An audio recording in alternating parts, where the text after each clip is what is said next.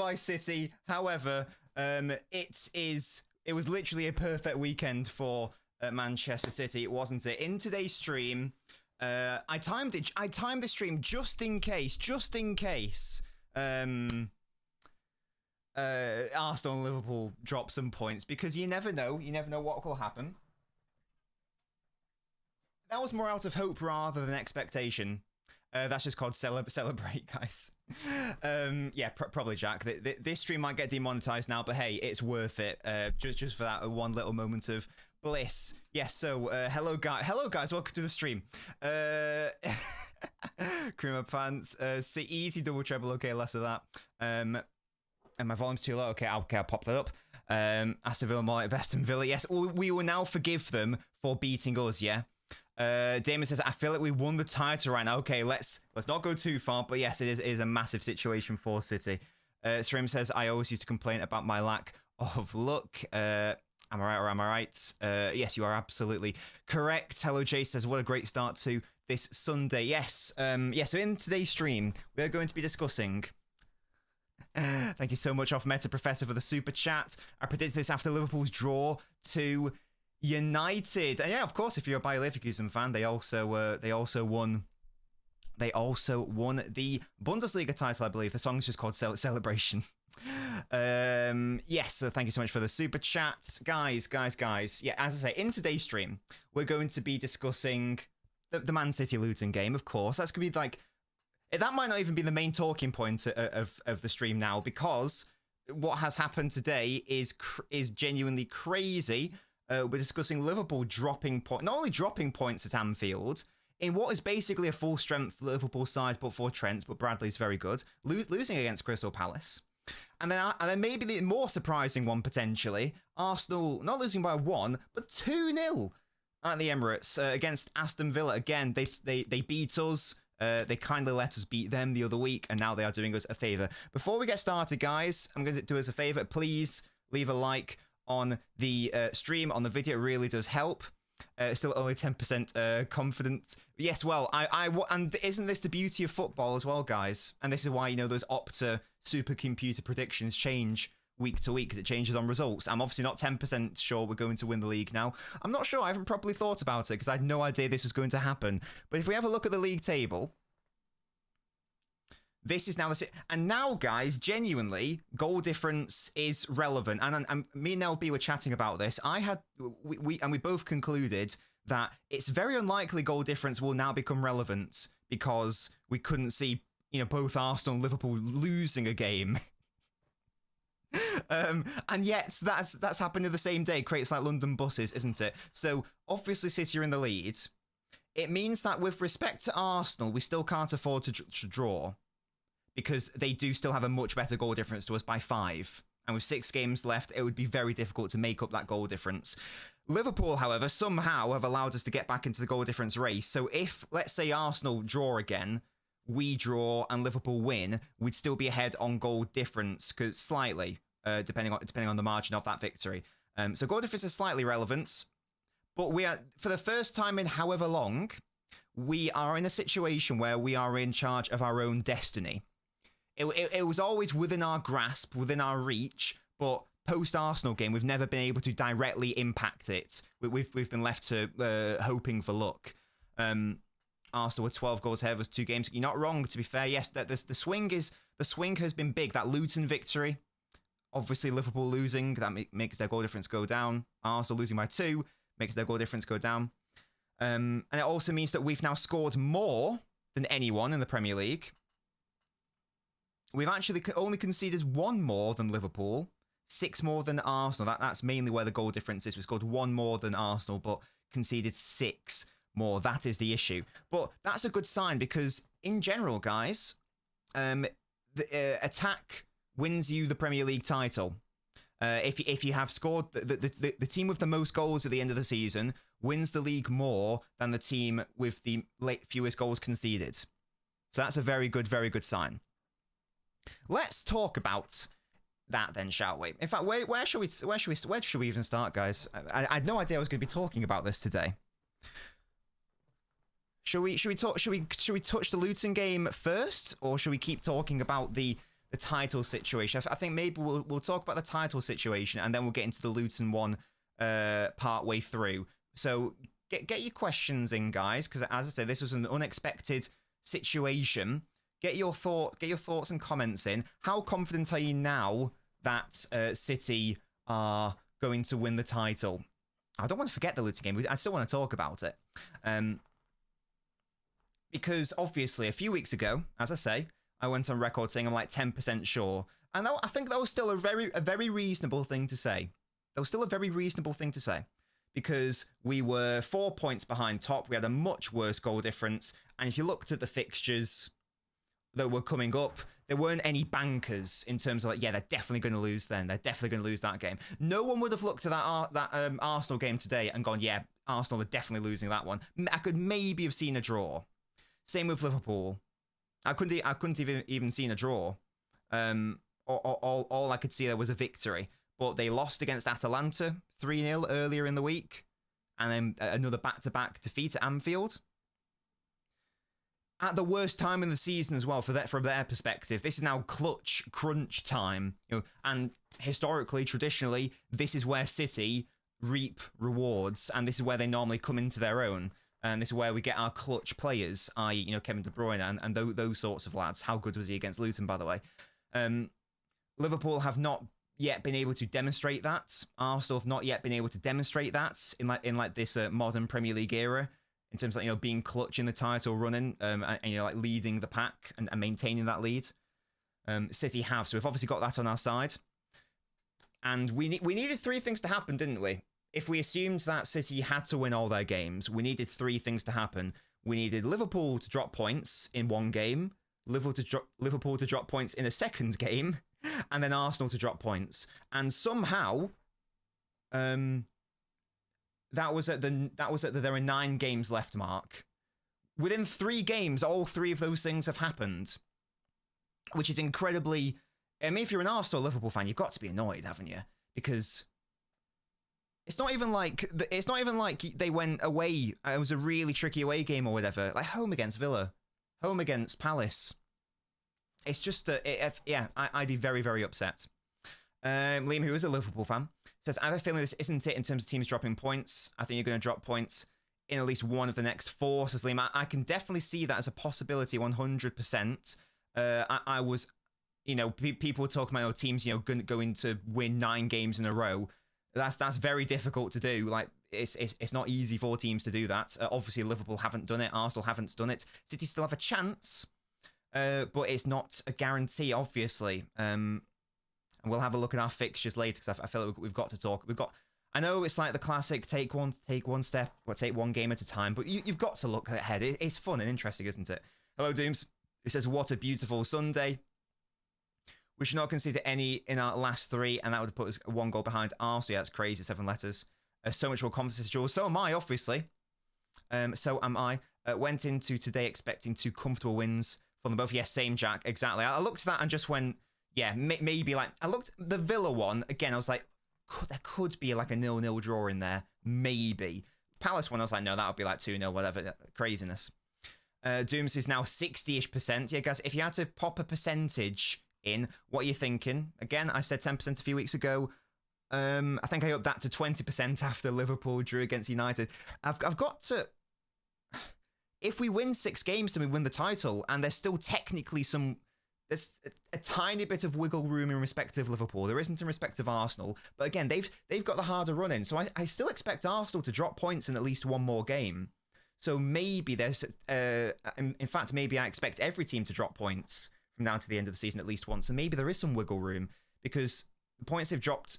The games they've dropped points in were not ones I expected. Away against Spurs or Spurs at Anfield, I can maybe see a draw there. Liverpool going to Everton, Arsenal going to Old Trafford, I can maybe see dropping points there. So this is like a bonus today, to be honest. Flow state incoming, says Andrew. I love that. After Atalanta beat Liverpool, I was pretty confident Palace would win. Really? Why do you think that then, Shadow? Is that just because you feel like there's some like confidence issues going on there? It's ours to lose now. This is why we love the game. Absolutely. City are now in charge of we're now in charge of our own destiny, guys. We've got to do what we always do in these title races, and that's be in the lead and maintain that lead. Under Pep, if we've been in a title race, we've never lost it. Like, we always win. If we are involved in the title race, we win the title race. If we have the lead in the title race, towards like the end of the season, we've never once lost it. So it's a really good time, of course. And thank you so much for the secondary super chat off Meta Professor. Thank you so much for the support.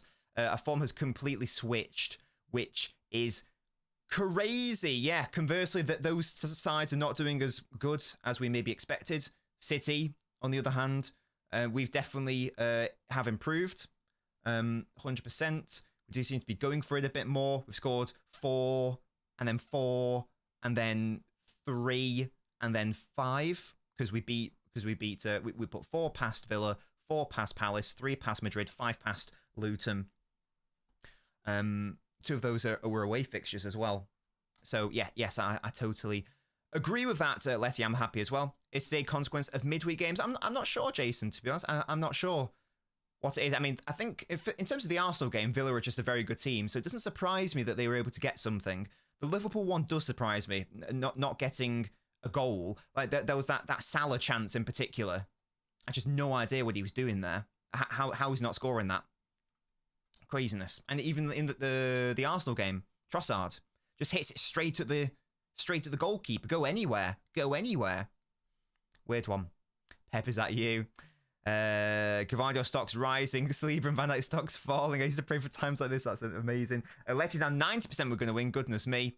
Hello, Mars. Just returned for 2 of the most satisfying hate watches ever. Yeah, usually they don't go well, but this time they did. This time they actually did. Jack says he's 50% convinced Spurs away is the one. Indeed. Leicester don't see us dropping any points. That's very bold. Because, yeah, Spurs away is going to be tricky. It's going to be tricky 100%. Normality prevails, says G Banks. Shadow says, I assumed Liverpool heads were going to drop. And also just some instincts. I don't even know like what excuse they can use. Let's maybe like cover Liverpool first of all, and then we can talk about Arsenal, and then we'll talk about City in the main. I have said it all season, and I was being proven wrong every single week. From like minute 1, I predicted Liverpool to finish. Well, actually, originally I predicted them to finish 5th, but then they actually signed an actual defensive midfielder, so I upped that to 3rd. But my thought process throughout the whole season has been, and I've said it a lot, unsustainable. But every single week I was getting proven wrong and wrong and wrong again and wrong again and wrong again, and they just kept doing it, and they just kept playing games where I felt that they didn't deserve to win, but they won, and history tells us that should only be you should only be allowed to do that for a very small window. Like if the XG differential or whatever the term is so vast on that consistent basis, then eventually the G catches up with XG. And the unexpected points catches up with reality points. But it just wasn't happening. There was so many instances. There was a game against Brighton. There was a game against Wolves. There was the game against Forest. It's even at the Etihad.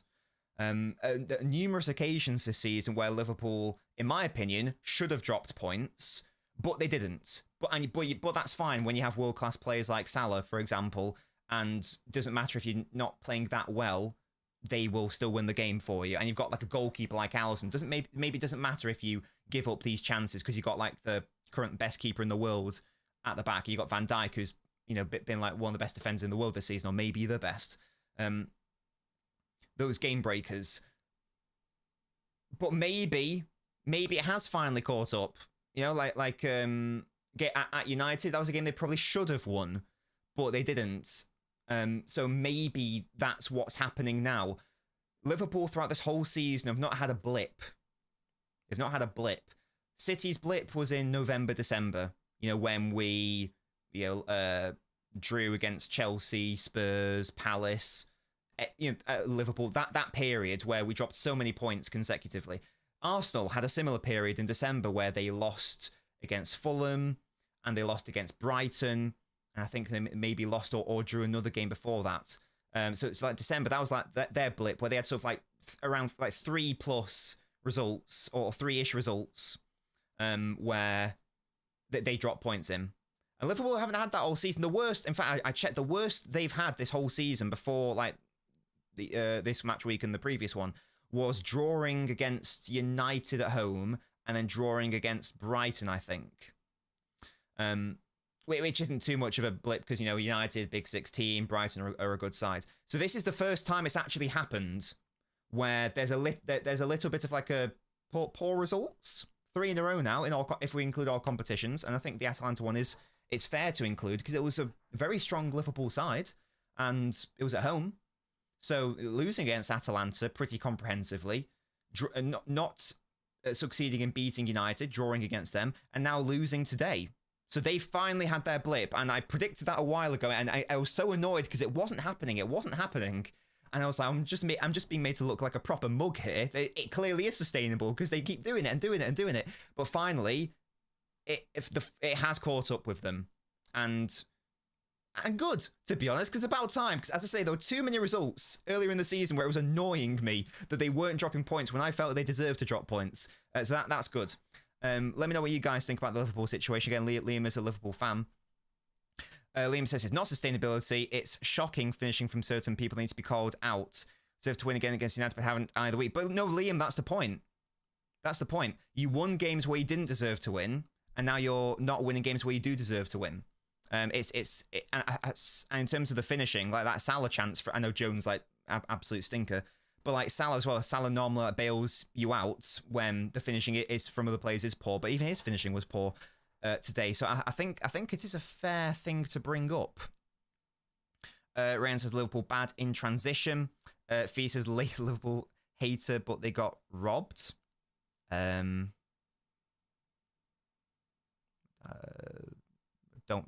know how. The pressure giving Klopp a send off has been so much. Atalanta game was extraordinary. I don't think you recover from such a humiliation. It was bad. It was bad. They might be out of the Europa League potentially. It's going to be a big ask to batter Atalanta, who are not a bad team at all. Daniel says Liverpool and Arsenal have relied heavily on last-minute winners, which is fine, but your luck runs out. I think that sort of summarizes my point again. That eventually it will catch up with you, and eventually you will get punished. And finally, it has.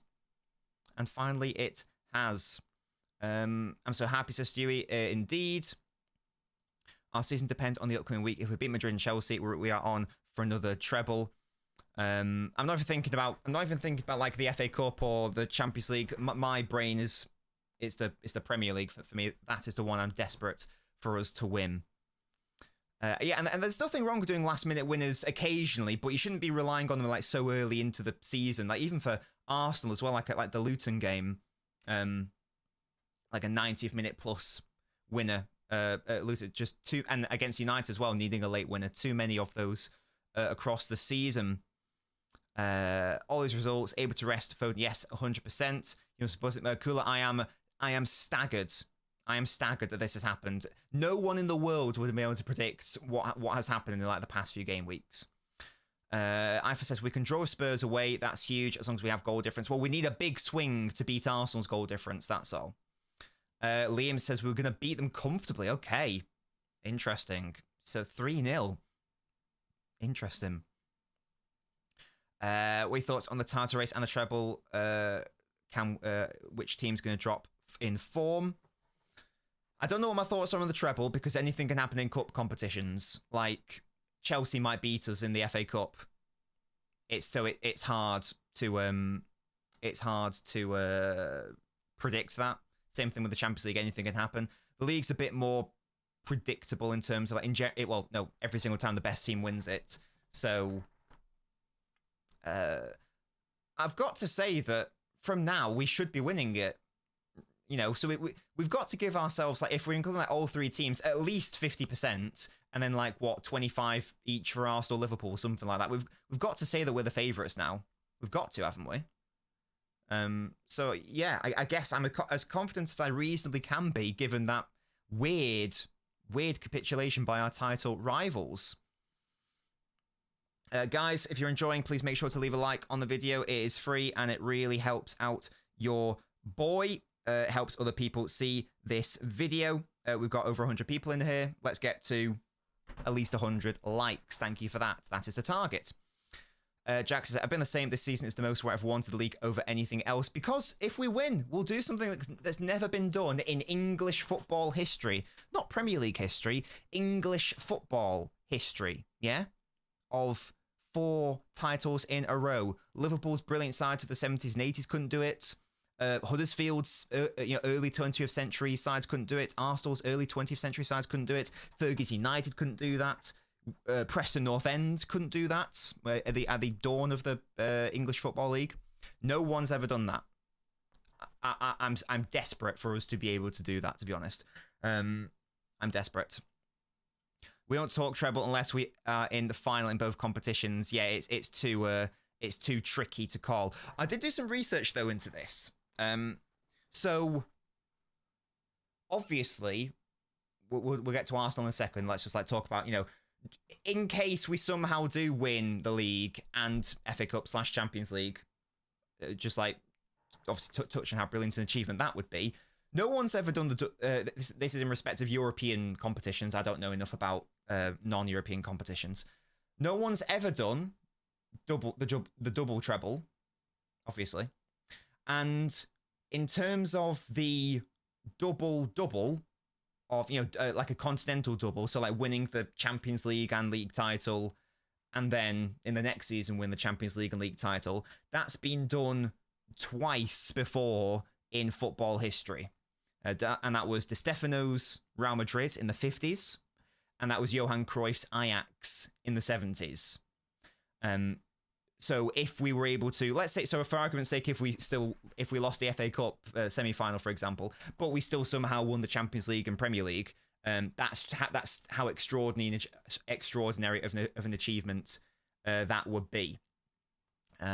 Yeah, we'd be up there, as I say, with Di Stefano's Real Madrid of the 50s and Cruyff's Ajax of the 70s. It would be mental.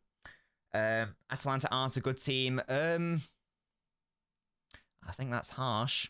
Hello, Nam. Giban says, can we start calling them both? Brilliant.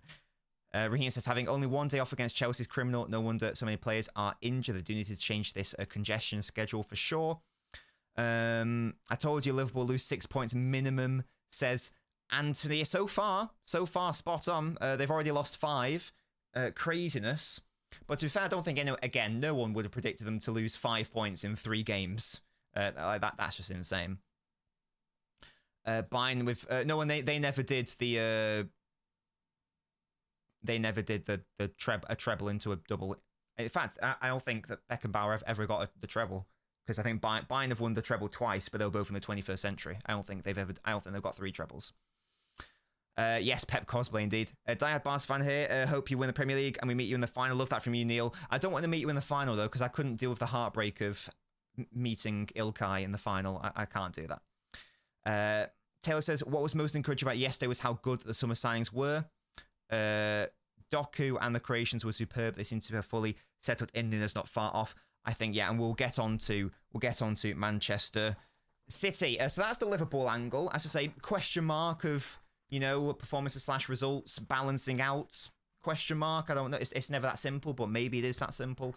And they've now dropped 5 points. Their goal difference is now worse than ours. So there is a world where, just foregoing Arsenal for a second, there is a world where City can afford to draw and still win the title on goal difference. Obviously, you don't want to rely on that, but there is a world in which that is the case.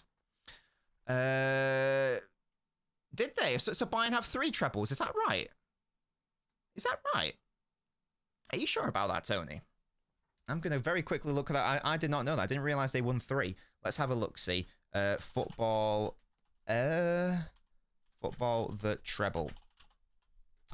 If they have, then Bayern have won 3 trebles. That's crazy. That is crazy talk. I mean, it says here that no, they didn't. It says here, it says, according to Wikipedia, they've not won 3 trebles. They won 1 in 2012-13 and 1 in 19-20. So Bayern. So I don't think they did win the treble. Or are you talking about the 3-peat?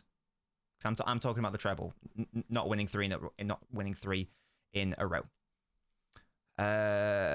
Unprecedented one scene when I says Letty 100%. I think a City Barca Champions League final is very likely, and it's only the hurdle. I think maybe Atletico Madrid. Not treble but double. Oh. Oh, I see. Okay. Fairs. We just need to win 24-0 against Brentford, and we might be safe on goal difference. Fantastic. Yeah, let's discuss Arsenal, who have been very good this season. Of course they have. I'm talking about it like as if they're the title race is still going. Obviously, City haven't won anything, but this is just a conversation on how they were in the lead and now they aren't, sort of thing. So obviously, like, everything's caveated. I'm not saying that we are definitely going to win. So much can happen. Obviously, we might lose next week or whatever, but you get me. It just feels like this could be a watershed weekend in terms of the title race. It just feels quite important. Arsenal are a weird team because they're very, very good. I think most people would say that Arsenal have like the best defense in Europe. Like lots of people have been saying that this season, that they have they are the best out of possession side as well. But ultimately, they are still reasonably inexperienced and young when it comes to, you know, title races and that sort of thing. Certainly compared to Pep City, for example. Maybe that's got something to do with this potential late slip up.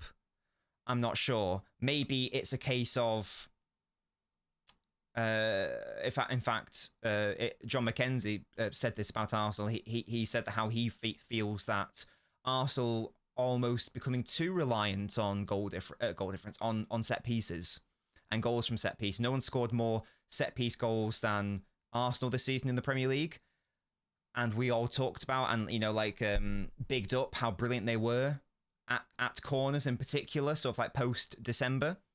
But as I say, John raised the point that which I think I agree with, that there's a risk of becoming overly reliant on them. So what Arsenal were doing was they were scoring from a corner, set piece, whatever, and then they were able to back off a little bit, and then the opposition opened up, and then they were able to create from open play. Because there was a period in the season, sort of halfway through, where Arsenal's open play chance creation was mid-table. I think it was like 12th in terms of open play chance creation. I don't know what it is now. Don't know if it's like better than that or worse than that. But the warning signs were clearly there. Then they got very good at corners. And I say that then there's the theory that maybe they got too reliant on them. And maybe that's evidence of today's result as well. They weren't able to break Aston Villa down from open play. They weren't able to score from a set piece as they would usually do. Aston Villa were unlucky to not score a few further times. They hit the woodwork a fair few times. So again, maybe that's all catching up to them. Is that a sustainable model? Again, the sustainability point, I don't know. Time will tell. But maybe that's the situation there when it comes to Arsenal.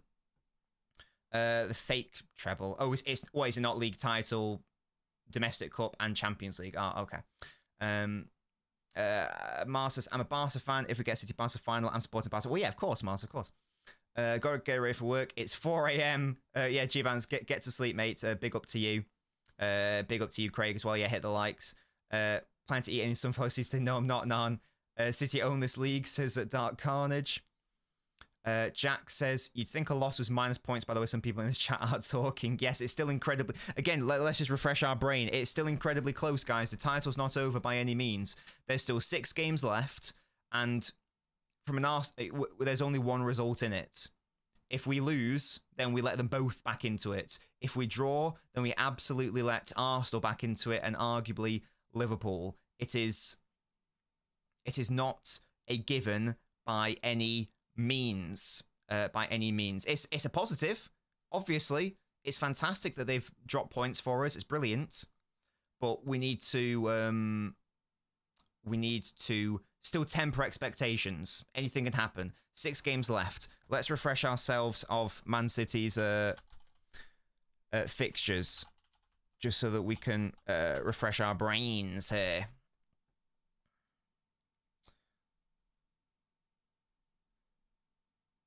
That was a big one. That was a big one. In terms of the Luton win I'm talking about. Right, yeah, so obviously we'll play Real Madrid in the Champions League on Wednesday. We should hopefully be winning that. You'd think that we're not going to lose or fail to win at home. FA Cup semi-final, you never know what's going to happen there. Chelsea have not allowed us to beat them once this season. Brighton away. Potentially tricky. Potentially. Brighton are a good team, but they will give us opportunities and they will try to play like us, and no one can play like City better than City. So that's the thing. Even Forest away, again, that's not going to be easy, guys. We didn't win there last season. We battered them, but we didn't win. Wolves at home, I expect us to win. Relatively comfortably. Fulham away, again, I expect us to win all these games, to be honest. But, yeah, Fulham away, again, it's not the easiest, but you'd still expect us to win. The main ones, or rather the main one, because I expect us to beat West Ham at home, is Spurs away. That is the one. If they play how they did in the cup game, then we will beat them relatively comfortably. Like Newcastle pumped them yesterday, didn't they? So it is looking good, 100%. 100% it's looking good. Yeah, Leverkusen won the Bundesliga. Big up to them. Letty says, Arsenal don't know how to handle the pressure. Well, they certainly didn't know how to handle Aston Villa today, that's for sure. Again, Villa are a good team. Doubt them at your peril. In fact, they've done the double over Arsenal, haven't they? Because they won at Villa Park. So, thank you, Aston Villa. I know Villa beat us, but at least they let us beat them at City. So, shout out to you. They technically gave us 3 points net. So, shout out to them. What would be the hardest game? I've got to look at Spurs away. That's the obvious one, isn't it? Aside from United, we've not beaten a Big Six side this season, and United don't count because they're crap. So that is the one. If you're a rival, you've got to put a little asterisk next to that and go, there's a potential. There's a potential for City to drop points there. Same thing happened last season with Brighton. Remember when they had to win their game? Yeah, true, Letty. Arteta's naive, says Daniel. Zinchenko had another disaster class, as anyone with a brain could predict, but Arteta is obsessed with him. And today, I don't know why, but why did they play Jesus up top? I'm just going to have a look at the bench.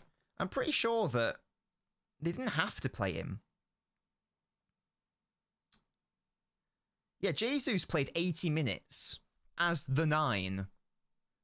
And Havertz played 80 minutes in midfield. And I thought that we'd established long ago, like many weeks and months ago, that Havertz cannot play in midfield. And that Jesus is... we established years ago that Jesus is not a striker. So for me, that's like almost 80 minutes of nothingness. And then by the time you make a change, it's too late anyway, and then Aston Villa hit you. If we have a look at the bench for Arsenal, you know, they had Jorginho on the bench. They had Partey on the bench. They had Vieira on the bench. They had Smith Rowe on the bench. So they didn't need to play Havertz in midfield. And they didn't need to play Jesus up top as a 9. But they did. And we all know, no offense to Gabriel Jesus, we all know that he's not a league winning striker. Not once has he won the league playing as a 9. In terms of like being the main man up front. He was never City's main man up front. The one season he was City's main man up front, we didn't win the title. Not saying it was because of him, but I'm just saying it's a thing. And then the next 2 seasons, Pep decided that he's such an incapable as a 9, still a good player, but incapable as a 9 to the point where we opted to not play a striker for 2 seasons when we had Jesus. So I don't really know why I don't know why that was the case. Why play Havertz in midfield when we know how bad he is there? Why play Jesus as a 9 when we know he can't do that? Very, very unusual from Arteta there. It'll be interesting to speak to Rory about that tomorrow on Judge Mo's channel. That seems like a massive blunder to me. Havertz, as he has his critics and stuff, but we at least still know what he offers up there. Once again, Gabriel Jesus is like a top... I think he's a striker who can get you Champions League football. Gabriel Jesus is not a striker who wins you at anything in terms of like a league title.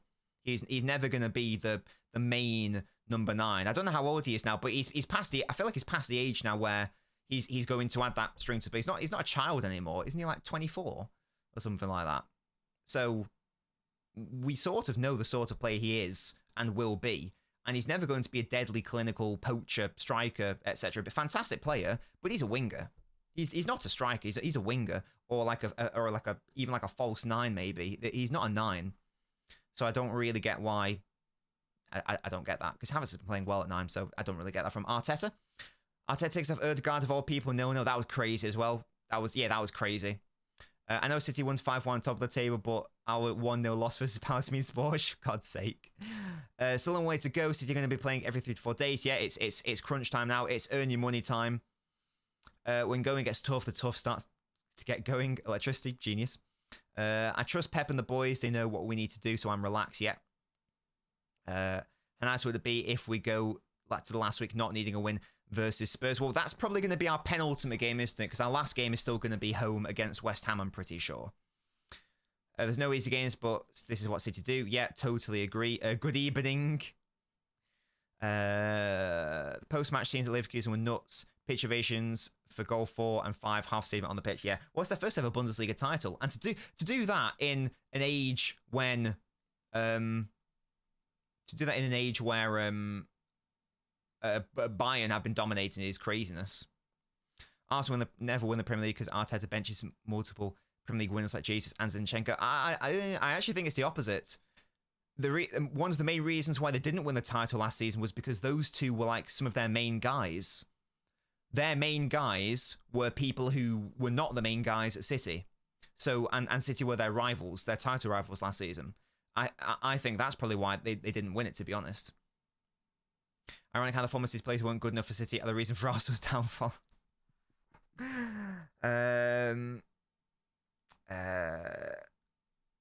Gabriel Jesus is 27. Is that real? Really? My God. Yeah, time is scary. I thought he joined us. No, when did he join us? Was it 2017? I thought he joined us in 2017 when he was like 18 years old. So that would make him 25. I must be getting my timings wrong then. 27 is nuts. I didn't realize he was that old. Crazy. He is a winger, yeah, totally. Oh, was it 2016? Oh, he joined us in the 16-17 season, so not 17-18. Oh, yeah, he joined us partway through, didn't he? Oh, yeah, you're right. Yeah, I'm getting my years wrong. That's madness, then. That's madness. He's 27. And he's still being played at 9 when he's clearly not that. Yeah, he's a winger for me. What Arsenal need to do, they need to sign a proper striker. I don't know who, but a proper one. Because again, Havertz is a good option, but he's not a proper striker, is he? Neither is Jesus. Have Havertz as your striker depth, and have Gabriel Jesus as your right winger depth, and just like be done with him as a starter. Because again, you ain't gonna win anything with Gabriel Jesus as your main man up front. It's not happening.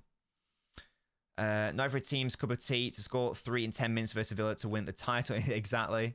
It's been months, feel like years, but I can finally say it feels lonely at the top. So drum roll. Yeah, it does feel like a minute since we've been here. Thank you so much, MV. Glad you're enjoying the content. I'll be making some analysis videos next week, hopefully. Time to draw energy from the bonsai tree. Don't know what that means. Jesus and Zinchenko not title winners. They were never good enough for City. Yeah, I agree. They were great. They were great depth options, but they were never the main guys. Again, not trying to diminish their contributions to City, but they were never the main guys. Zinchenko, I think the most amount of starts he ever got for City was like 12 in the Premier League. And do you remember last season when people were saying, was it a mistake for City to get rid of him? And he was their main guy when they won the title. No, he wasn't. No, he wasn't. He was nowhere near the main guy. He was a utility player. He was a depth option. And and that's what they are. They can definitely be involved in a title-winning squad, but a title-winning team, I don't think Zinchenko's good enough for that unless he's surrounded by brilliant players. And same with Jesus. Unless you play him out wide, it's not happening. Getting replaced by Havertz is embarrassing, says Jason. How can City stand so high in domestic league and Europe when they play not so good? Holland, Alfred, Gvardiol, Kovacic, Grealish, Walker, every got a portion of. City fans, and well, that's the thing. City haven't been playing that well this season, but and yet, as it stands, we are winning the Premier League title. We'll be favourites to win the FA Cup, and we're probably the favourites to win the Champions League. The fact is that a bad Man City or a subpar, suboptimal Man City is still a very dangerous Man City. So if we are underperforming, you've got to try to hit us. You've got to strike while the iron is hot. Because let me tell you right now, there is no way, there is no world in which City are not better next season, and we get the signings right this summer. There is no world in which that is the case. I'm very, very convinced of that. So for me, you had to, again, if things continue as they could continue, and let's say for argument's sake City win the title, this probably had to be the season where you try to hit City and take advantage of the fact that we haven't quite been ourselves. There have been lots of injuries. I'm not going to use that as an excuse, though. The summer window was an interesting one. Losing Gundogan was a mistake, but we're going to rectify those errors in the summer. We all know this, bar some ridiculous circumstance. A wounded line is still a light. Brad, that's very wise. Who was it? Oh, it's like an Aesop fable, I think. It's like, you know, it's like this lion that's, I guess it's not really a perfect analogy, but I'm going to use it anyway because I like the story. This lion, this old lion's dying, and all the other animals come to like mock it. It's like, haha, you can't get us anymore. You're going to die. And the lion just looks up and goes, fine, but I was a lion once. And as I say that quite, as I say that, in my opinion, quite deep fable, I turn bold. Thank you so much, Andrew, for your very generous super chat. Love that from you. Thank you so much for supporting the channel. Genuinely means the world. Big up Klopp. Andrew, do you support Liverpool, by the way? Can you just confirm that for me? I think you do, but just if you could confirm that.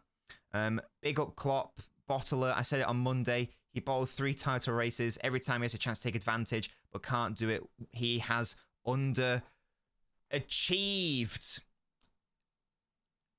Andrew, I think that last point in particular, I've been suggesting it for the past sort of, in a cheeky way, to be fair, the past sort of few weeks and months. I have been asking, you know, let's say Klopp doesn't win the title this season, is that an underachievement? And in terms of like his Liverpool legacy, and the more you look at it, you've got to say, yeah, it is. To be honest, maybe I think that's another stream for another day where I want to talk about it in depth if that happens, obviously. But yeah, Andrew, I sympathise. You expect certain players to step up as well, and like the title race running. This isn't a dig at Mo Salah, but has he ever been that guy when it's clutch time in a title race? I feel like I remember Sadio Mane definitely in sort of like the last of like 5 to 8 games or whatever. I feel like Mane was always that guy for Liverpool, whether they won the title or not. He always seemed to step up and score and be the man. I don't know if maybe I'm misremembering, maybe I'm being harsh. In my head, Salah's never done that. I don't know. Correct me if I'm wrong, please. I might be well off on that. My instinct tells me he hasn't, though. Yeah. Crow says, I don't like City and not going to play Premier League for why we also got two games next, which obviously aren't Premier League. Jack says, how do you feel about Frimpong? Chica Chica loves a release clause. Wait, is that it? Is the release clause only 35 million, Jack? If so, we'd be stupid to not go for it. Even though I don't think it'll be ideal, then the best option, if he wants to come, obviously. That's a bargain, surely.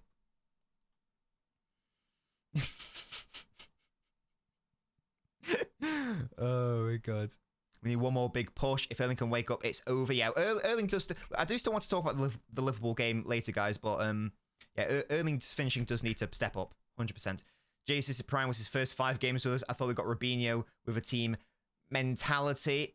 Yeah, and the finishing just never improved, did it? From like when he first joined us at like 18 years old, however old he was, it just hasn't really gotten better. He's never been that clinical guy. You're going bored. Only when a super chat comes in. I think the treble's on. Look, technically, we are the favourites to win every single competition we're in. We must be, like statistically, we must be the favourites to win the Champions League. Obviously, Just because you're the favourites to win something doesn't mean you will. But if you look at each competition individually, will City be the favourites to win the Champions League this season? Yes. We're the favourites to get past Real Madrid because we're at home. We will be the favourites to beat either Arsenal or Bayern, no matter who gets through. And then the final, anything can happen. Atletico Madrid, Barca, it's going to be tricky. But again, on the night, we will be the favourites to win that. FA Cup, who's left in it? Chelsea, who we haven't beaten, to be fair. But again, we'll be favourites to win that. And what's the other semi-final? I actually can't remember. It's Man United versus someone. Is it someone rubbish? Is it like Coventry or something? I don't know. I feel like it's someone not that good. It might be another Manchester derby final, in which case, again, we'd be expected to beat them. And Premier League from here, we should be winning it. So yeah, so the treble is technically on. And on an individual competition level, we should be winning it. But obviously, it's never that simple, is it? Like, here's commentary. Thank you guys for confirming. We might lose against Chelsea because we've not beaten them this season. You know what I mean? Like, so it's never that straight. It's never that straightforward. Andrew agrees, and yeah, you are a Liverpool fan. Thank you so much for confirming, Andrew, and thank you for. I've seen you on Mo's channel before, but I don't think I've seen you that much in my channel. So thank you so much for choosing to view me today. I love that from you, Andrew. This isn't just a City channel, by the way. You know, everyone is welcome here. In fact, I prefer more non-City fans to turn up, and that's probably my fault. I need to make more non-City content. But yes, I love that from you guys. By the metric of pound for pound, Klopp is better than best. Oh, it was so cute when those were the arguments, man. That was such a cute. I remember Simon Jordan trying to say that. He's like, Pep Guardiola has spent 3 times more. I don't know. He doesn't sound like that at all. He doesn't sound like that at all. That's just an insult. It's only a joke. 3 times. He spent 3 times more than Klopp. Fact. It's like, yeah, but he's won 5 times as many league titles. It could be 6 by the end of the season. So, you know. Active from the summer. That's a crazy release clause. Then craziness. It's crazy. FA Cup semi always at the wrong time. You never want a semi at the wrong time, do you? Or we have to win on Wednesday. If we lose momentum, we'll drop completely. We've got to go into every single game looking to win it. Of course we do. Of course we do. The only game that I'd be happy with us like not trying to win will be if we get through to the semi-final and in the away what's it? The away what's it? You know what I'm trying to say. The away leg against Bayern, Arsenal, whoever that would be, if we get through. I think that we play the home leg away. Sorry, oh my god, I'm such an idiot. We play the home leg away. We play the first leg away, I'm pretty sure, which is big. Yeah, we don't play the home leg away. That would be impossible. In fact, that the only way that would be possible is if... No, you could play the away leg at home if you were Inter Milan versus AC Milan, because they both share the same stadium. Outside of that, no. So games for the treble. Again, I'm not even thinking about the treble. I'm not even thinking about the FA Cup, Champions League, Premier League. Premier League is always the one for me. Always, always, always. That is the one I'm looking at. I'm desperate to win that. Desperate to win it. Would you play with Kova on Wednesday? I'd basically play the same team that played Real Madrid, but if De Bruyne is available, he plays, obviously. How good was he against Luton? Our bottle chop means support to our fans. It's, for me, 4 in a row. It's always the Premier League for me, every single time, in my opinion, and for me. Pretty good pressure Simon Jones fairs, guys. Maybe I'm in the wrong profession. Maybe I should move away from content creation, just become an impersonator. If Walker's available, you got to play him because it's Vinicius. You got to play him if you can. What do you think about João Neves? Real told me on Twitter, who is like the main Manchester City in the know account, shout out to him, has said that he's often right because he's like involved in the I don't know what his connections are, but he has connections somehow, so he knows a lot more about like the inner workings of stuff. He said that City are very likely to try to they'll be looking to break the £100 million record they spent on Grealish this summer. So, and Paquetá's got a release clause less than £100 million. Wirtz is definitely staying with Leverkusen. So in terms of the players who've been linked to, there are only 2 options. And I don't know about that. I think he is quite reliable, to be fair, Fusca. The only 2 options those can be would be Musiala, who we've been linked to, and João Neves. And this is Jack. This is my summation. I've not watched nearly enough of him. I've watched bits of him. If we get more links with him, I will be doing my research, and I will be watching, actual full matches of him on catch up. But people who I respect in the Man City community say that he is very, very good and would be like the perfect player for City. So I'm going to trust them for now. I'll make my own assessment when I eventually watch him. But people who I respect, and I know that they know what they're talking about. João Neves is apparently the guy. He's apparently like a perfect Gundogan replacement. So if the £100 million player we're allegedly signing is going to be him, then I'd be very, very happy with that. Of course. Why did Chelsea turn to Barcelona 09 each time they face City? And also, we haven't helped ourselves, to be fair. We have not helped ourselves in either of those games. We played the wrong team in both of them. Thank God Leverkusen are to the Champions League. I'd be shitting it versus them. Yeah, it would be really interesting if they were in the Champions League. Would they still be undefeated? Would they have got to the quarterfinals? Really interesting. Should Haaland be benched? No, definitely not. Definitely not. It's not just Vinicius. They might play both Vinicius and Rodrigo on the left. But if they do that, Ilyas, if Kyle Walker's available, he can deal with that. They were only able to do that in the home leg because they knew that Akanji was out wide, and he obviously can't deal with that pace in the same way Walker can. Pedro says, okay, excellent. We've got a Benfica fan here. I'm a Benfica fan. I watch him every week. This is João Neves. He's class. His off-the-ball qualities are unmatched, and he's elite on the ball. Pedro Silva. Thank you for that. Thank you for joining me. Benfica are my Portuguese side, by the way. Shout out to you. Would you suggest that he would be like a perfect Gundogan replacement / a perfect partner for Rodri in the midfield? Winning duels, covering ground for Rodri, that sort of thing. Off the ball as well. Let me know. That's what I've been told. And if a Benfica fan is going to confirm that as well, lovely. £100 million plus for a 19-year-old Neves is mad staffy, maybe, but maybe it is. But I will trust. I'll trust the Man City scouts on this one, I think. And again, I will trust the judgment of people who know a lot more about him than me and say he is the real deal. He might be future City captain, 10-time Ballon d'Or winner. I'm not going on my way to watch Benfica. Yeah, first Jack. If you're the choice playing Leverkusen or Real, who'd you rather play? Probably Real Madrid, because Leverkusen are more of an unknown for me. Because obviously we haven't played them.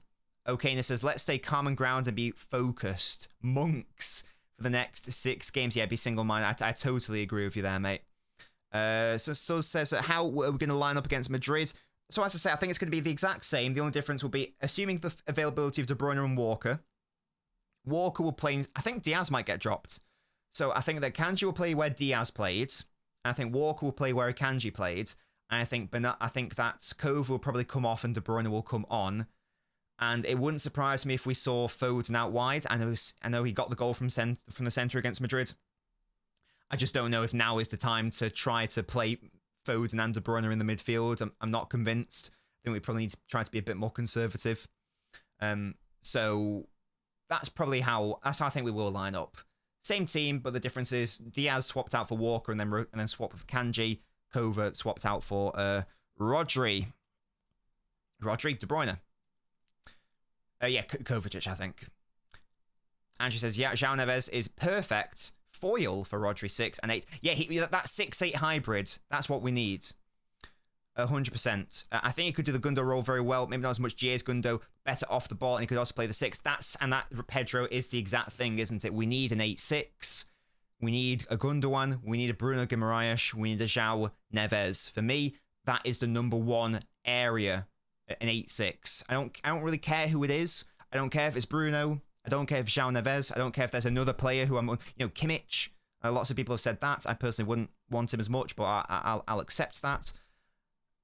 Whoever it is, that's got to be the number one priority and target. 100%. 100%. Xabi's relentless style is getting great to watch when Leverkusen are ticking. Yeah, they'll be so good to watch in the Champions League next season for sure. Like we won't be top because Arsenal and Liverpool play twice before we play in the Prem again. Oh, is that true? That's a bit upsetting. Edison for me. Oh yeah, if Edison's available as well.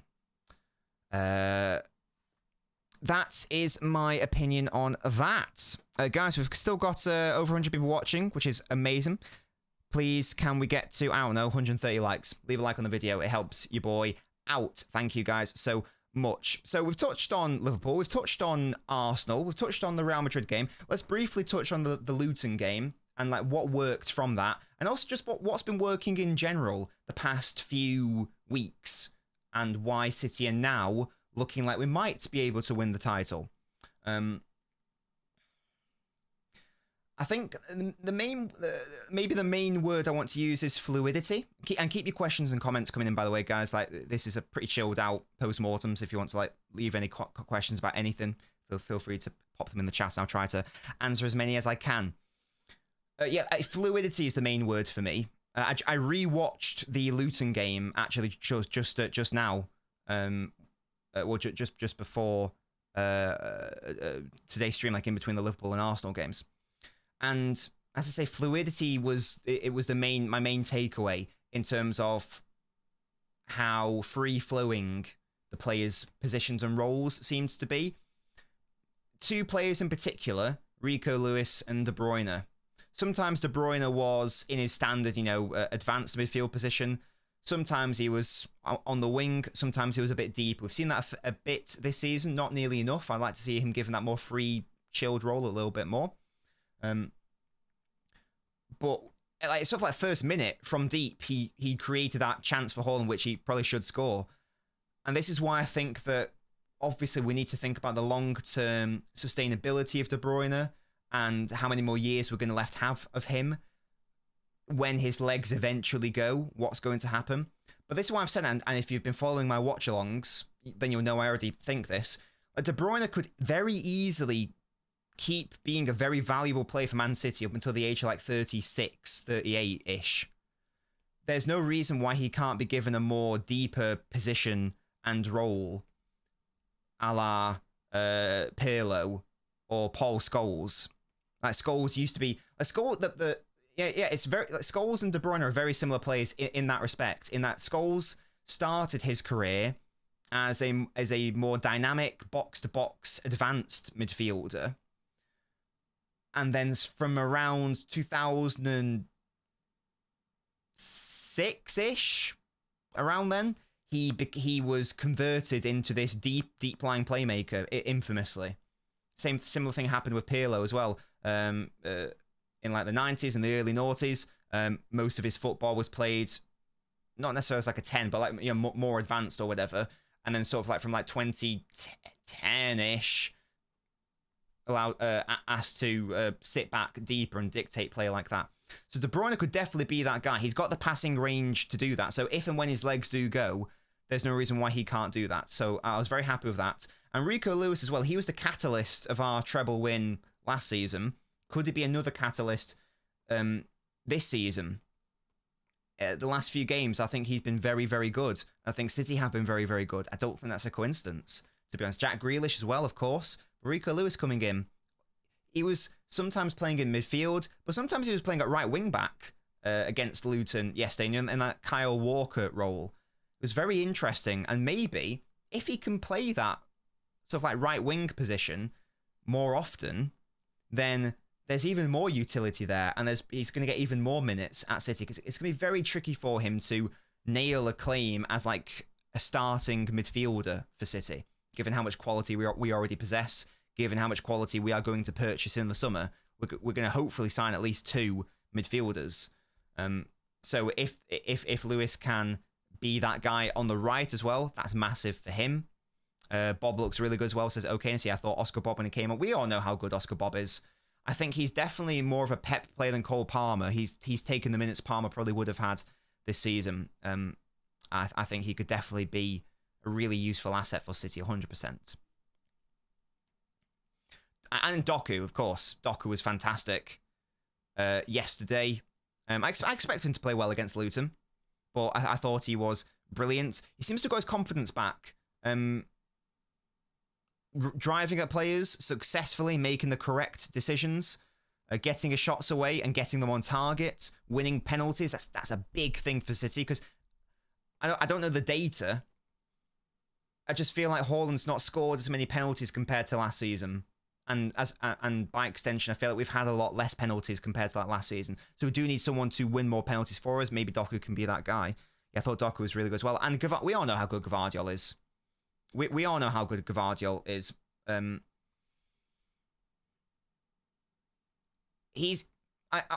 knew how good he was going to be for City. I had no idea he had this in his locker of right foot shooting. I've never seen that. I don't think I ever saw that when I reviewed however many hours of games for Leipzig.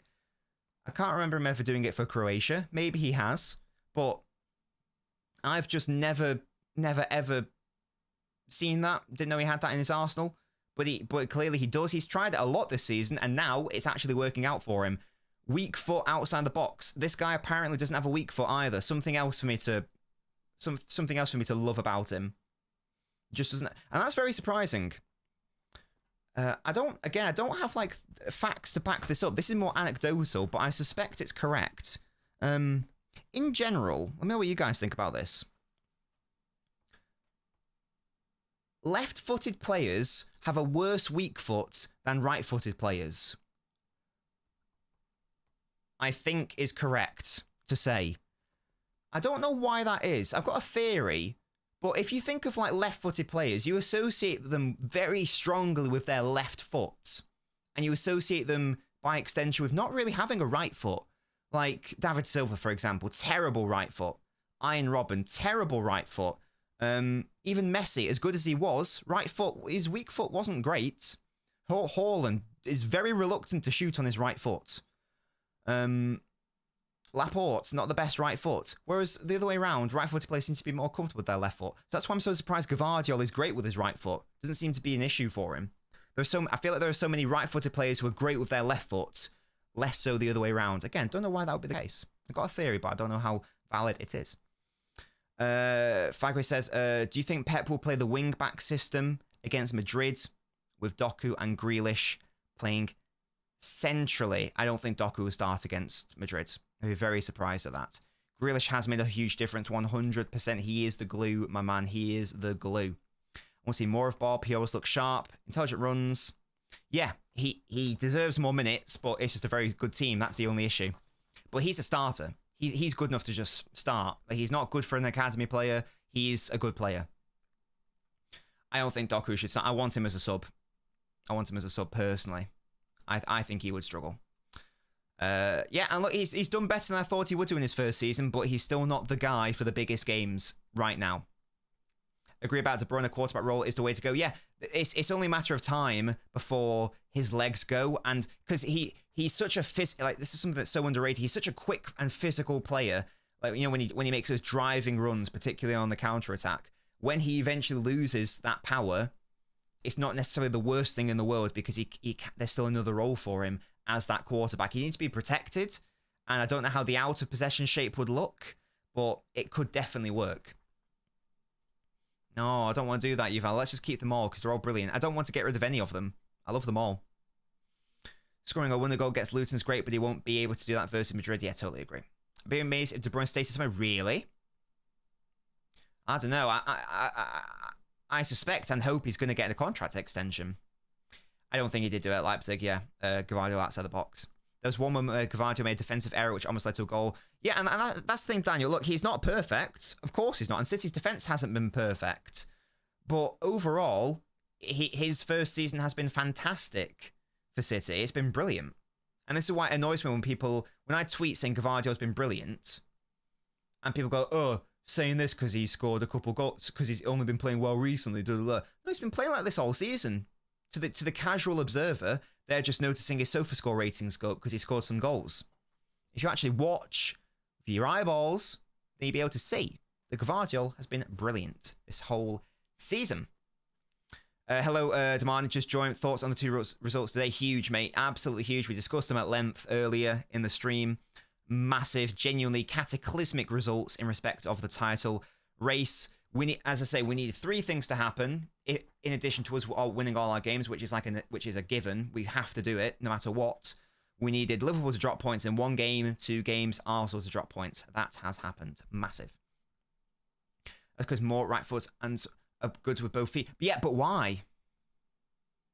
Why? My theory is that because being left foot is such like a rarer skill and quality that therefore, you know, when they're growing up as like children, they get told to focus more so on the left and not really bother developing their right, because being left-footed is a skill in itself. Whereas if you're right-footed, there's more of an expectation that you might need to use your left foot in certain instances. So maybe that's why. I don't know. If Gavardio's not the next Stones, I'll be shocked. Yeah, he's absolute unicorn. I agree. He's my right foot for anything other than controlling the ball, says Jack. Alvarez is all right again. He's always going to struggle when he's not played as a striker. I thought it was fine. It's definitely, if you're going to play him a game midfield, that's the game to do it in, I suppose. But yeah, I thought it was all right for the most part, but it wasn't brilliant. His best position is second striker though. I've done a video on it. Teams playing City are playing to win rather than trying not to lose. That's why City is so dominant. Luton were basically suicidal yesterday. I admired it. I respected it. But you can't give us that much space at the Etihad. We will destroy you. De Bruyne will destroy you. And that's like 3 games they've done it now. They haven't learned. Oh, it's great. I love it. Keep doing it. But I don't know. People watched the Chelsea game and thought that's all he had to his game. Yeah. And he wasn't good against Chelsea. He made a mistake. I agree. And he has made a couple mistakes this season. Against Burnley, which led to goals against Burnley, against West Ham yesterday. Wasn't great. There was a shot which hit the crossbar. But overall, it's been brilliant. Nobbins, what do we do? It feels crazy. No, Rene. I think therefore I am. No, I am not. I was 20% after Liverpool dropped points to United. I think I upped it to 20%. I'm 50% sure now. And I'll give like even odds to the other two, like 25% each. I've got to be confident now, or I've at least got to give the best probability to City, because we're in charge of our own destiny with 6 games left, and there is a world where we can draw and it's still be us in the lead. There is a world where that can happen. So yeah, it's crazy. It's crazy what a week can do in football. No one could have predicted Liverpool to drop 5 points in 3 games. No one could have predicted Arsenal to lose at home against Villa. Never mind them happening in the same week. And yet here we are. Exactly. I wasn't expecting that much of a great weekend. Everyone would have looked at those results and gone, right, that's a write-off for the Palace one. Easy win for Liverpool. The Villa one, maybe they can get a draw. Maybe. But yeah, craziness. Have you seen Paquetá's outburst? I have not. If City do pick him up, we'd be able to fix up his attitude. He's been a terrific baller. Yeah, I'm very convinced we need him. Very, very convinced. Now, a big difference between a 6 and a progressing centre-back for me.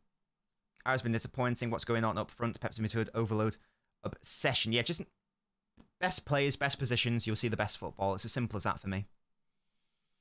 Crazy how some are saying, how do we compete against City? Well, maybe don't waste your chances.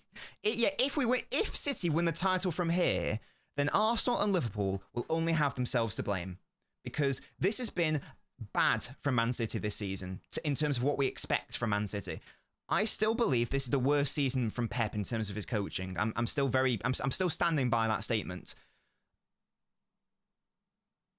But they haven't taken advantage of it. They've only got themselves to blame. We gave them many opportunities. That period in November, December, it was like draw, lost, draw, or whatever. It was madness. And Arsenal even beat us. And yet somehow we're in a situation where we arguably have the easiest title run in. I know Arsenal's definitely the hardest. I don't know about Liverpool's now. Liverpool fixtures. Let's have a look, see.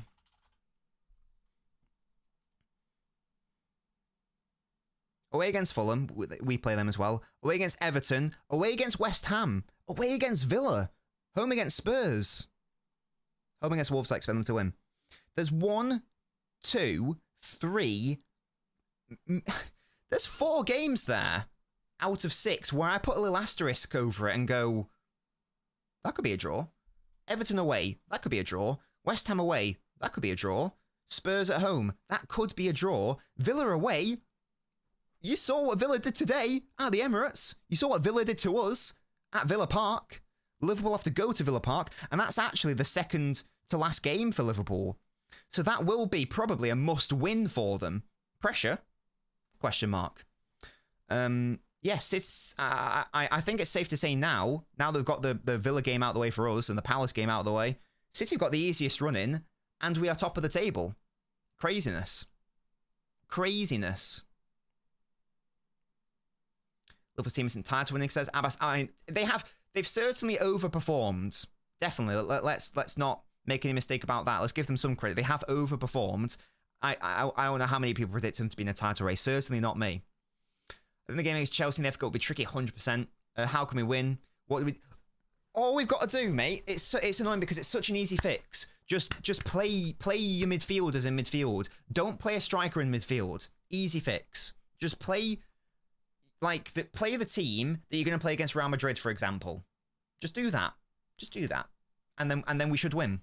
And then we should win. Yeah, guys, if you want to get your percentage distribution in, let me know. I'm going to go 50% City. And then, Daniel's gone 30% Arsenal, 20% Liverpool. Yeah, I tell you what, I'll buy that. I'll go along with that. I will say that because my prediction before the season started was City first, Arsenal second, Liverpool third. So I'm finally able to go back to that prediction. So I will agree with you, Daniel. I'll go City to win 50%, Arsenal 30%, Liverpool 20%. Why not? I still expect every team to drop points at least once. Peyton Pritchard is good, says Nam.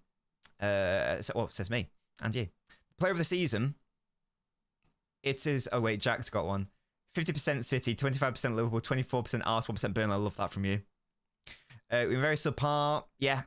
Again, this is a subpar City. It's still a very good City. That's the thing.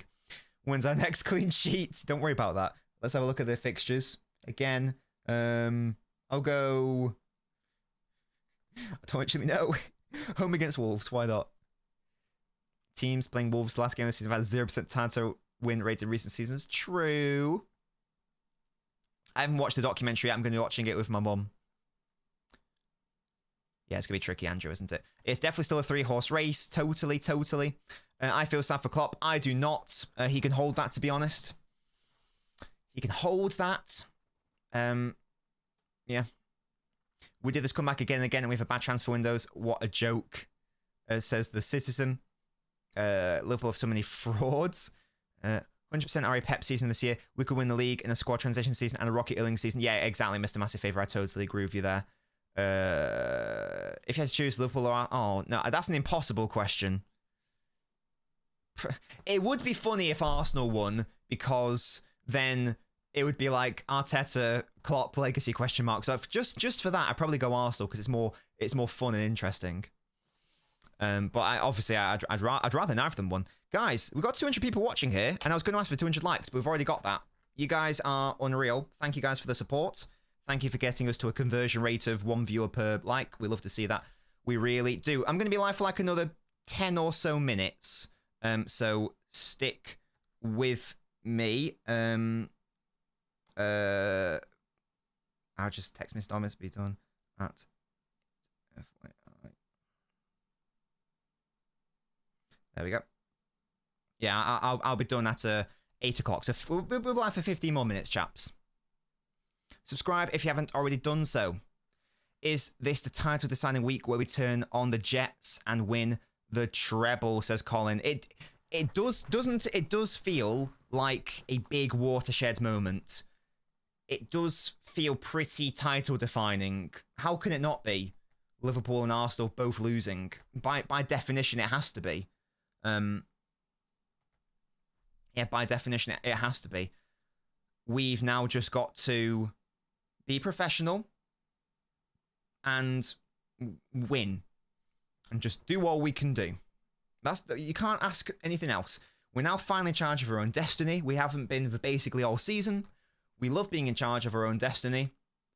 So let's do that, shall we? Please. Being left-footed is a huge advantage. Maybe that is the case. Klopp fraud in his last season at Liverpool, says Nathan. Again, if Liverpool don't win the title, I would like to do a stream where we discuss the Klopp situation. Maybe with a Liverpool fan, maybe with like Tom Little, potentially. Because that is an interesting thing to discuss. people have been willing to put Pep and Klopp into the same tier of manager. If they don't win the title, then I don't know how that is tenable. I don't know how that is tenable. I remember the time when people weren't even putting him in the same tier. They were just saying he was outright better. That was madness. No way I'm sorry for Klopp. Him and his players look at us as cheats. Yeah, I'm not sorry for them at all. They can honestly hold that. The way that like Trent talks about us, and the way that like Klopp talks about his own players, and the way that like certain elements of their fan base talks about their players, they deserve everything they get, quite frankly. They deserve everything they get. You can't be the best manager and have all the best players, but only win one title. Like, that doesn't add up. Something is stinky. Something is stinky there. Yeah, I know, Cosmic. It must be crazy. Optimal defense for the starting 11 would be, in general, Akanji at right back, Stones right centre back, Diaz left centre back, and depending on the game, Ake or Gvardiol. I'm more 50-50 with those two. In general, I'd rather Gvardiol, but I'm quite easy. What's the news on Ake? I don't know what the news is on Ake. Hopefully soon it'll happen. Saxophone vid? I don't think so, darn bread. Art City rigging the system legally, though, not trolling. I don't know what that means, Chris, to be honest with you. Rigging the system. I don't think so. I don't think so. The greatest manager flop once again chokes. It means more. Yeah, again, if they don't win the title, I'm going to do a whole stream titled "This Means More." I'm going to put my big brain profile picture on the thumbnail. I'm going to have like a 60-minute rant about why that's the most bollocks thing to say. That really angered me. That really rattled me.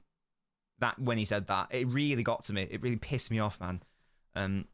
We'll talk about that if that does happen.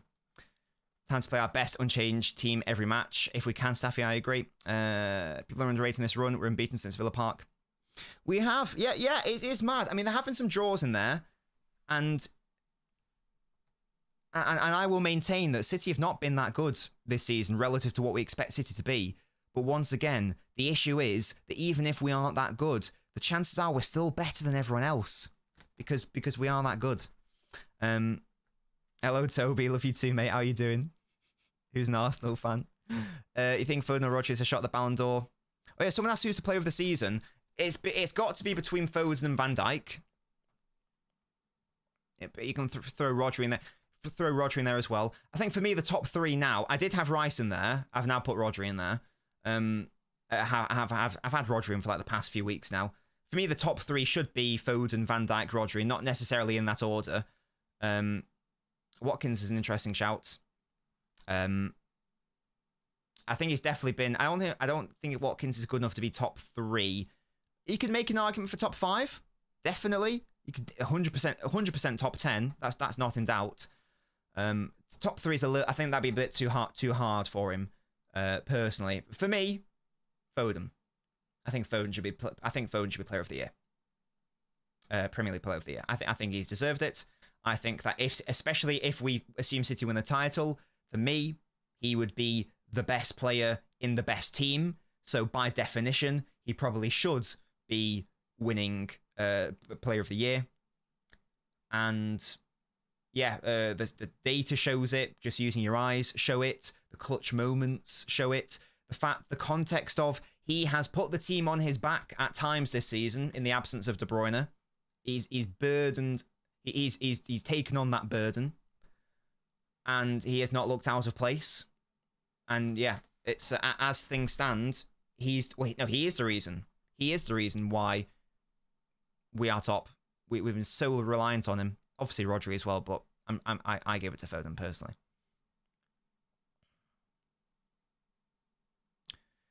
Yeah, I don't like game inside time. I agree.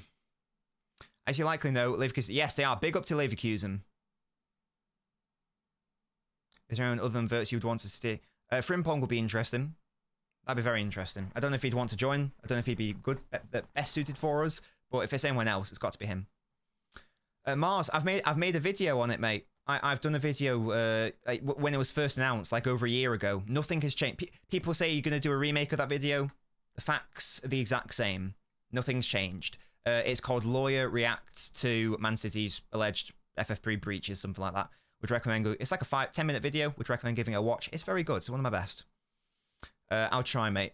Roche have won Ballon d'Or last year and should this year. Yeah, in terms of the Ballon d'Or,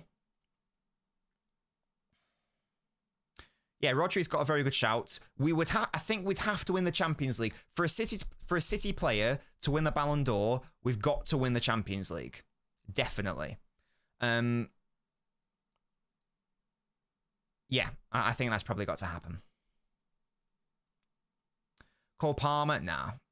Nowhere near top 3, nowhere near top 5. Top 10, probably, but nowhere near the top 5. Are we beating Chelsea at Wembley? Yeah, why not? Cole Palmer, young player of the year. I'll give Palmer that. Yes, I think that's fair. Yeah, that's fine. That's probably fine. Yeah, because Foden's not. I don't think Foden's able to win it now, is he? So he definitely can't do it.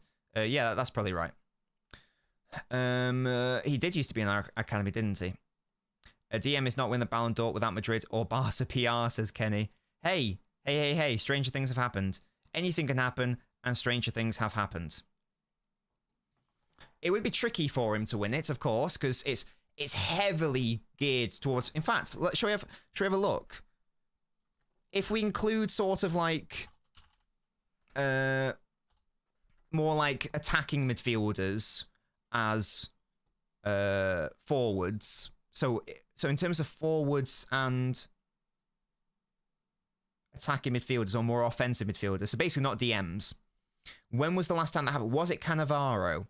So Messi, Benzema, Messi, Modric, Ronaldo, Messi, Ronaldo, Messi, Ronaldo, Kaká again, more advanced, Cannavaro, Ronaldinho forward, Shevchenko forward, Nedved forward, Ronaldo forward, Owen forward, Figo forward, Rivaldo forward, Zidane forward, Ronaldo forward.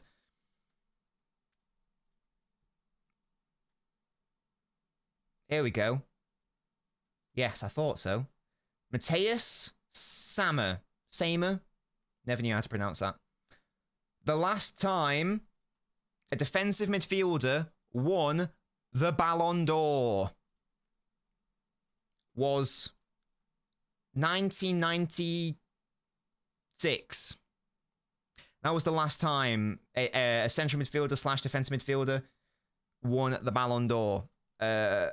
Obviously, a centre-back's won it in between then. So if Rodri does it, big up to him. I'm not doing an NBA stream. No. I probably could have planned one, to be fair. I will hopefully be doing one with the playoffs. I don't know how that's going to work in terms of timings and Mrs. Nobbins. I'll try to figure that out. I mean, yeah, there should be more awards in football. Like, you know how this is what I like about NBA. They've got MVP, but then they've also got like Defensive Player of the Year and Rookie of the Year and that sort of thing. Chelsea would be a very hard game. Not much rest between. Madrid, yeah, totally agree. Okay, I'm going to be wrapping this up in a minute, guys, so get your final thoughts in here. Now. It also depends on the Euros, to be fair. If France win the Euros and Mbappe is the best player, Mbappe probably wins the Ballon d'Or, even though he doesn't deserve it. If England win the Euros, then one of probably not Kane because of Bayern, but Foden or Bellingham will probably win it. City will have to win the treble and Spain the Euros for Rodri to win it without Madrid, Barca, PR. I see us winning it. 2-1. Foden nailed on for England number 10 after last week. He should be. Yeah.